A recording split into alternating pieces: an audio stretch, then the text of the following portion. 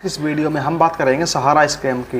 देखिए स्टोरी तो काफ़ी लंबी है और स्टोरी मैं आपको नहीं सुनाऊंगा। मैं आपसे यहाँ बात करूँगा कि आपका जो पैसा इसमें डूब गया है या आपके किसी सगे संबंधी का अगर डूब गया है तो क्या वो पैसा वापस मिलेगा और ये कंपनी कब दिवालिया हुई और क्यों इसमें पैसा आपका फंस गया है।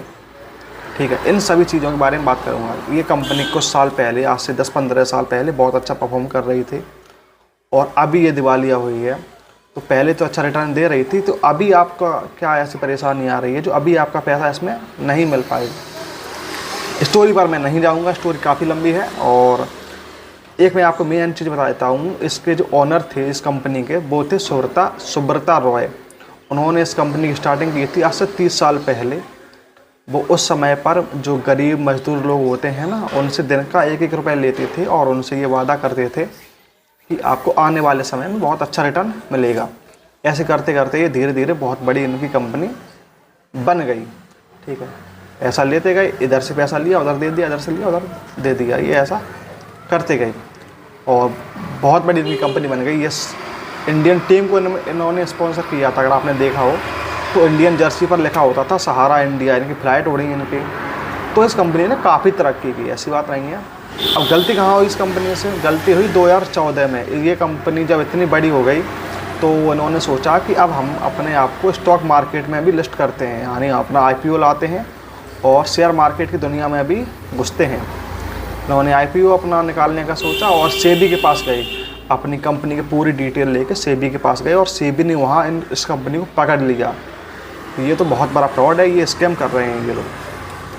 सेबी ने 2014 में पकड़ लिया और वो सेबी ने इनके ऊपर कर दिया केस सुप्रीम कोर्ट में। जी हाँ, सुप्रीम कोर्ट में सेबी ने केस कर दिया और इस कंपनी के जो मालिक थे सुब्रता रॉय, उन्हें तिहाड़ जेल में डाल दिया गया 2014 में ही। ओके, तो आप ये कह सकते हैं कि ये कंपनी 2014 में दिवालिया हो गई थी, सेबी ने वहाँ पकड़ लिया था। असल में ये करते क्या थे, अब मान लीजिए आपने पैसा जमा किया 10,000 रुपये 5 साल के लिए फिक्स कर दिया आपने, तो अब आप अपना 10,000 रुपये 5 साल तक नहीं मांगेंगे। अब इतने में किसी और का टाइम जब पूरा हो जाता है तो आपका पैसा उसको दे दिया जाता है। ठीक है, जब आपके 5 साल पूरे हो जाते हैं तब तक तो बहुत सारे इनके पास इन्वेस्टर आ जाते हैं और उनका पैसा आपको दे दिया जाता था। मतलब ये हमारा ही पैसा इधर उधर घुमा रहे थे। असल में हमारा पैसा कहीं इन्वेस्ट नहीं हो रहा था।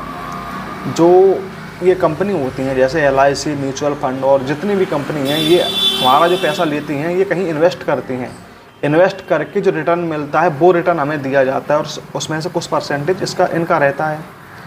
लेकिन ये कंपनी कहीं इन्वेस्ट ही नहीं कर रही थी, इधर से पैसा लिया उधर दिया, उधर से लिया इधर दिया, बस यही कर रही थी। तो एक न एक दिन तो इस कंपनी को कंगाल होना ही था, क्योंकि 2014 में इस पर केस लग गया था ना, सेबी ने इस पर केस लगा दिया, इनका मालिक जेल में चला गया। तब ये कंपनी दिवालिया हो गई, क्योंकि इनके मालिक इनके जेल में है तो कंपनी कोई देखने वाला है नहीं। सभी इन्वेस्टर अपना पैसा मांगने आ गए। अब सभी को एकदम पैसा कहाँ से दिया जाएगा?